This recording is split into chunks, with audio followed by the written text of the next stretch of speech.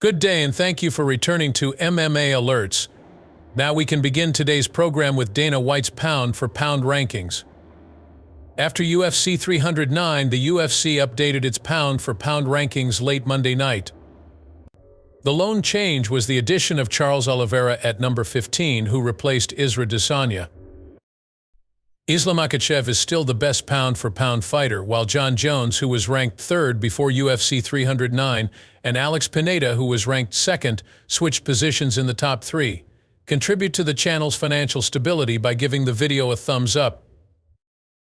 We can only assume that Jon Jones would have preferred to remain at the top of the list if these modifications had been made, thus Dana White was understandably unhappy. He posted the rankings to Instagram along with the accompanying caption, "These clowns must be removed from my life." Oh, Mark Zuckerberg, we really need to finalize this AI deal fast. In your opinion, how do the standings look? Should Islam Makhachev have been ranked higher than Jon Jones pound for pound? Please share your thoughts in the space provided. Regarding the pound-for-pound rankings, it appears that Alex Pineda concurs with Dana White as well.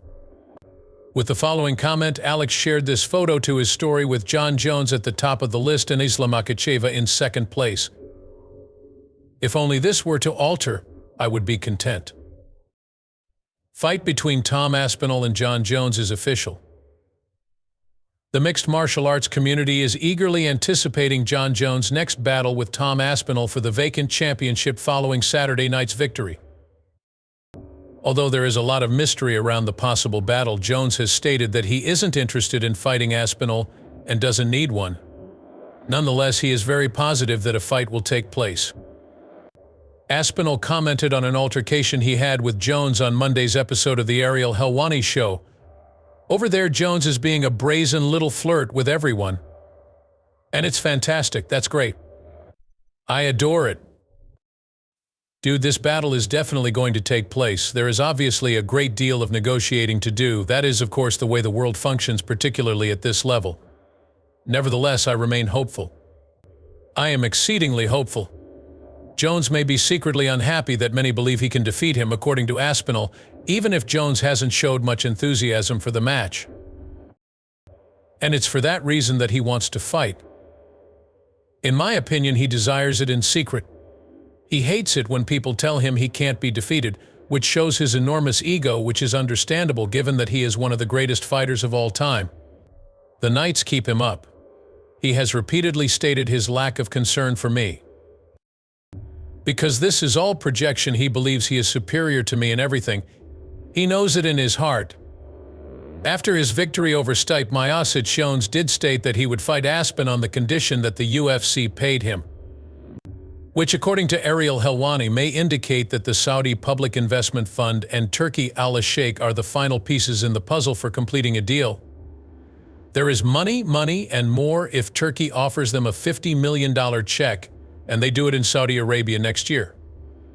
What gives you the impression that Turkey isn't interested in this conflict in Saudi Arabia? Does it make sense to you?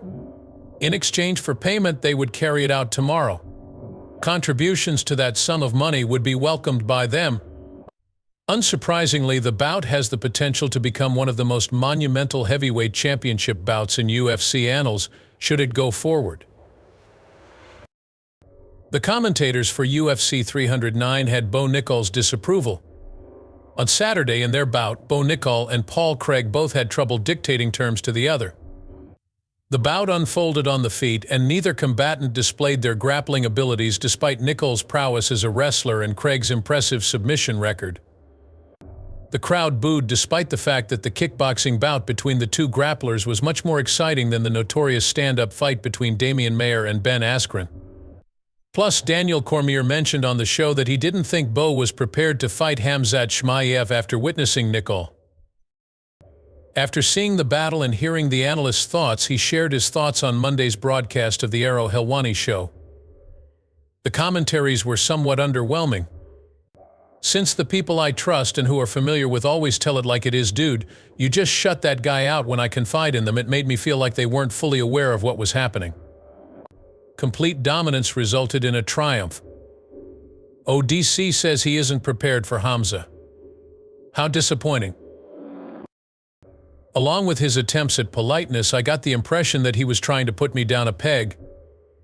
But I simply believe that the individuals I am close to would provide me with sincere, upfront criticism.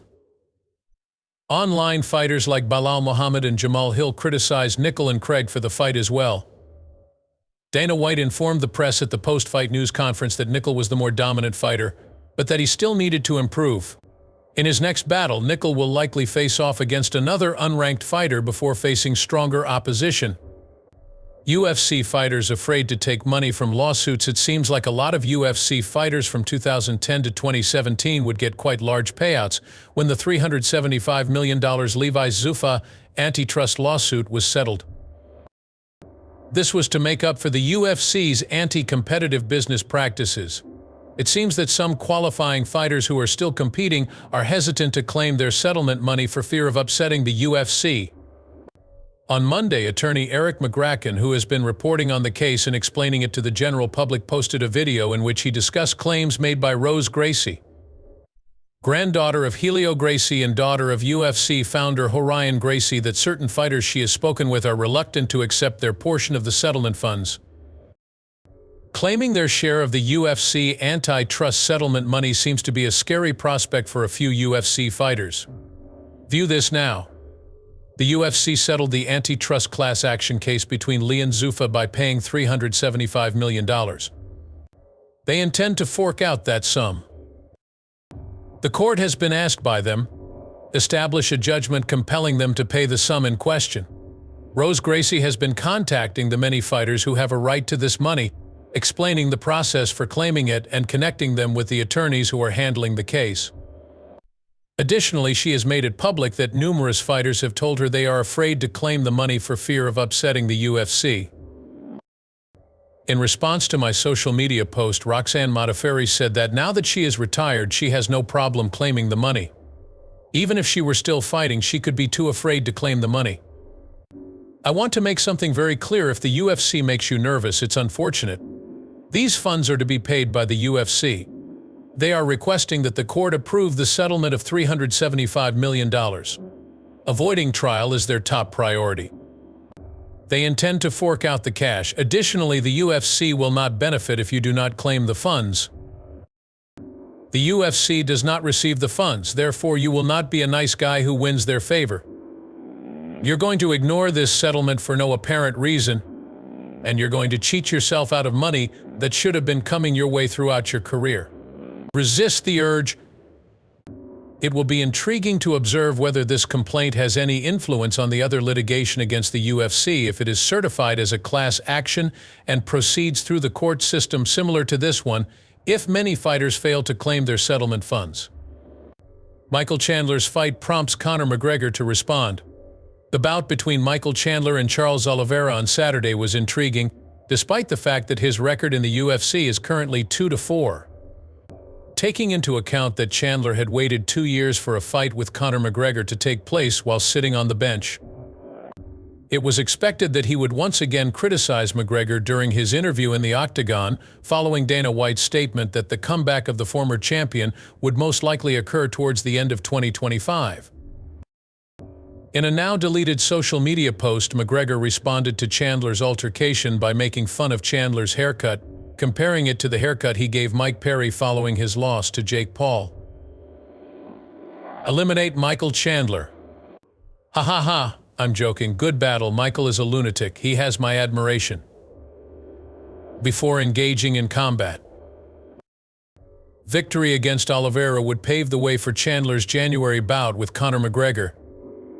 Given Chandler's defeat on Saturday, Dana White has stated that McGregor will not be able to return until the latter half of 2025. If Iron Mike wishes to keep himself busy while waiting for Conor McGregor, he may be able to return to the ring early next year. Despite his loss, Dana White likened Chandler to Arturo Gaudi after the fight and stated that Chandler would always be welcome in the UFC as long as he strives to put on exciting fights. Calls out to Bo from Israel Adesanya. Israel Adesanya was not impressed with BoNichols, and the commentary crew sitting cage-side also thought that Nichols' bout against Paul Craig showed that he was not prepared for a significant increase in competition. As the card progressed, the last stylebender posted a reaction video to his YouTube account in which he discussed his thoughts on each battle. Adesanya deemed BoNichols' 3-round bout with Paul Craig dull, saying that Nichols still hasn't figured out how to close the distance or build up shots. Upon being roused from his mid-fight slumber to express his opinions, the former champion stated, "It's just a dull fight. It's going away," he says. His discomfort on his feet persisted even after he heard him. Even if he's not at ease, he looks good striking. He could hear him, but he was at a loss as to how to approach. If you want to go near enough to unleash combinations, even just pretend to take down. At last I managed to capture him. Nichols has been forthright about his relative inexperience in the sport and his awareness of the need for further training and development, although at one point during the bout, the audience began to yell "overrated" at him. In South Korea, Alex Pineda is completing side tasks. Alex Pineda, fresh off his victory over Khalil Roundtree, announced that he would like to fight in December but will have to wait until the new year to do so due to sponsorship commitments. It appears that Pineda continues to engage in vigorous sparring throughout his time off. Video of MMA fighter Mike Pineda sparring with a Korean boxer began to go viral this week while he was in South Korea for a seminar. As many onlookers, including actor Don Lee, watched, Pineda sparred fiercely with another boxer. The film drew the attention of Conor McGregor, who wasn't a fan, even though fight fans felt it was nice that Pineda got several rounds in. He responded to the video with the words "pointless" in a tweet that he later removed. In a perfect world, Pereira would return to the octagon in March, as he has previously stated. Following Magomed victory against Alexander Rakic, he is expected to face the streaking contender in his next bout. Still, details on the time and location of the fight have been few. The retirement bout of Dominick Cruz is scheduled for 2025. Ever since losing to Chito Vera in 2022, Dominick Cruz has been nowhere to be found. There were whispers that Cruz may get into a fight this year, but it never happened.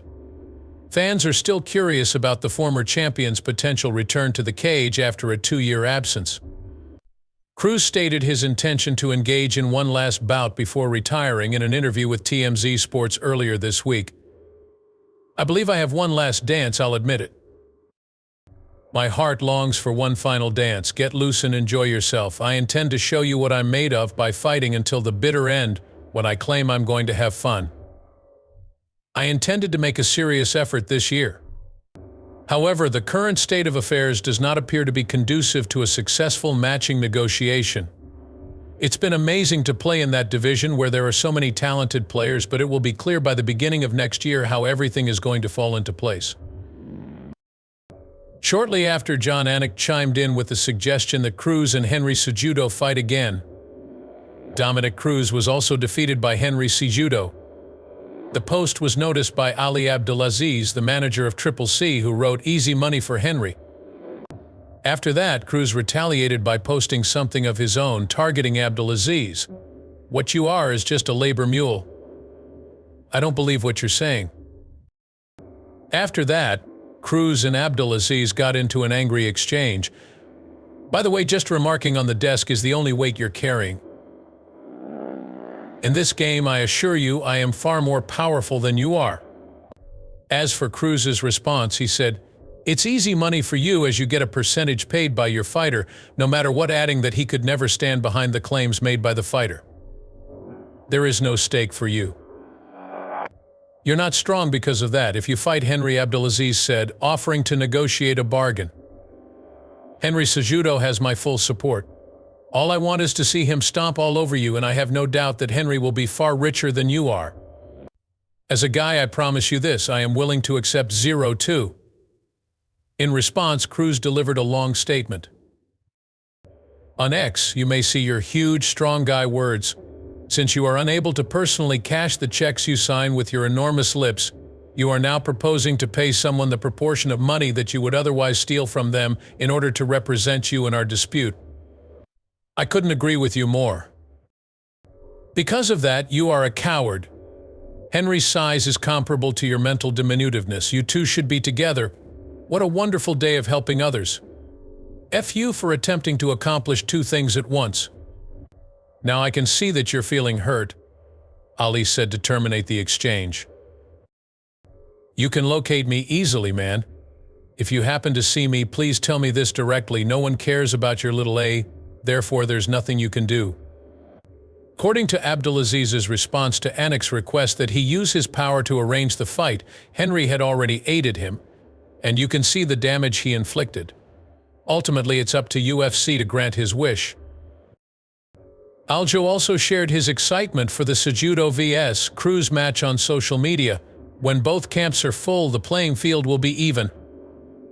I don't mean to make Dom feel bad, but coming from a fighting background, I understand the value of thorough preparation. Come on, Aljo, Ali Abdelaziz shot back, adding that everyone had the same amount of warning and time to prepare. Henry was simply superior. Aaron Bronstetter of TSN was also on board with the concept.